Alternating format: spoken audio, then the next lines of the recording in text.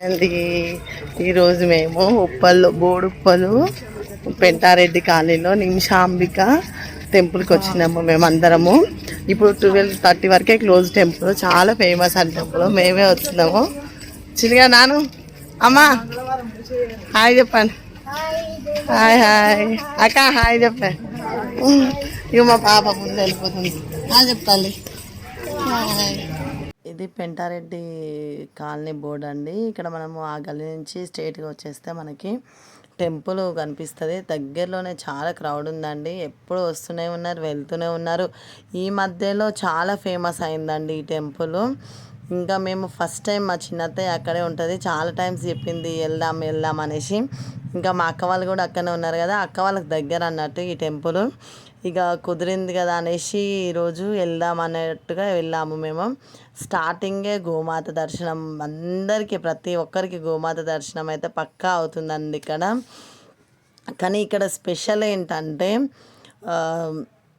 మంచిగా మన మనసులో ఏమనుకున్నా, ఏం కోరుకున్నా నిమిషాంబిక దేవి 21 డేస్లో మన కోరికలు తీరుస్తుందన్న ఒక నమ్మకం ఉందండి. చాలామంది కూడా అది నమ్ముకొని చాలా భక్తులు చాలామంది వస్తున్నారండి. చాలా చాలా క్రౌడ్ అంటే చాలా క్రౌడ్ ఉంది.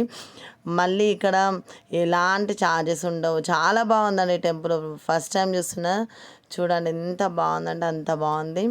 చాలా ఫేమస్ అయిందండి ఈ మధ్యలోనే ఈ టెంపుల్ కూడా. చాలా కోరిన కోరికలు తీర్చే అమ్మవారు అన్నట్టుగా చెప్తున్నారు అక్కడ.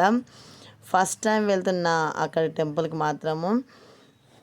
మనం వెళ్ళగానే ఫస్ట్ గోమాత దర్శనం కదండి. అక్కడ అయిపోయిన తర్వాత లెఫ్ట్ సైడ్లో కొబ్బరికాయలు కొట్టుకొని మళ్ళీ మనం లోపలికి అడుగులు పెట్టగానే, మనం లోపలికి వెళ్ళే ముందు కూడా మనం అసలు దేవుడి దర్శనం అయినాక బొట్టు పెట్టుకోవాలనేది ఏం లేదు. బయటనే వాళ్ళు ఒకవేళ మనం బొట్టు పెట్టుకోకుండా వెళితే మాత్రం వాళ్ళు వెళ్ళండి, బ్యాక్ వెళ్ళి మళ్ళీ బొట్టు పెట్టుకొని రండి లోపలికి అని చెప్తున్నారు. చాలా బాగుందండి ఈ పద్ధతి మాత్రం. ఎందుకంటే ప్రతి ఒక్కరు అందరూ పెళ్ళైన వాళ్ళైతే పక్కా పెట్టుకుంటారు కుంకుమ బొట్టు. పెళ్ళి కాని వాళ్ళు గిన ఉంటారు కదా, వాళ్ళు ఏం కుంకుమ బొట్టు పెట్టుకోకుండా వస్తారు కదా. అందుకోసమని చాలా పద్ధతిగా ఉందండి.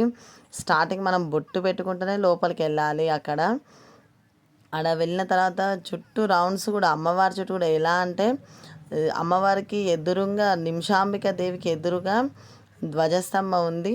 ఓన్లీ మనం ఏ టెంపుల్కి వెళ్ళినా గమనించండి, కొన్ని టెంపుల్స్లో అంటే ఇక్కడ ప్లేసు ముందు లేదని అట్లా రౌండ్ వేస్తున్నారో తెలియదు మనకు మాత్రము. కాకపోతే అమ్మవారి చుట్టే కాకుండా రౌండ్స్ చుట్టూ ధ్వజస్తంభం స్ట్రైట్గా ఉంటుంది. అది ధ్వజస్తంభం ఇంక్లూడింగ్ కలిసే ఉన్నాయి రెండు. పక్క ధ్వజస్తంభం చుట్టూ ప్రదర్శనలు చేస్తున్నారు. మళ్ళీ ఇంకొకటి ఏంటంటే, మనం మీకు ఐడియా ఉంటుంది కావచ్చు చిలుకూరు బాలాజీ అని. చిలుకూరి బాలాజీ దాకా ఎలాగైతే పెన్ను బుక్ పట్టుకొని ప్రదక్షిణలు చేసుకొని రాస్తారో, సేమ్ అలాగే ఇక్కడ కూడా అంతే క్రౌడ్ ఉంది, అలాగే రాస్తున్నారండి. చాలా చాలా బాగా అనిపించింది నాకు. ఫస్ట్ టైం ఫుల్ హ్యాపీగా ఉంది. చాలా ప్రశాంతంగా ఉంది ఇక్కడికి వచ్చిన తర్వాత. ఇక్కడ అలాగని పక్కకే అమ్మవారిని పెట్టి వడిబియ్యాలని, పక్కకు గణపతి అని, మళ్ళీ పక్కకు సీతారాములు లక్ష్మణుడు అనేసి, మళ్ళీ పక్కకు సాయిబాబా అని, ఇట్లా అన్ని చిన్న చిన్న దేవుళ్ళని పెట్టేస్తారు. చాలా బాగుందండి. చాలా ప్రశాంతంగా ఉంది. చాలా ప్రశాంతంగా కూడా మా దర్శనం అయిపోయింది. ఇంకా దర్శనం చేసుకొని మేము రిటర్న్లో అసలు ఎంత బాగా అనిపించిందో. పిల్లలు కూడా చాలా హ్యాపీగా ఉన్నారు. చాలా బాగా దర్శనం అయింది. ఎవరైనా మీరు ఉప్పల్ దగ్గరలో ఉంటే పక్కా దర్శనం చేసుకోండి నిమిషాంబిక దేవిని. చాలా బాగుందండి. మీరు కూడా అనుకుంటారు చాలా బాగుంది, మంచిగా అనిపించింది. మాకు కూడా కోరుకున్నది నెరవేరిందని. Thank you for watching this.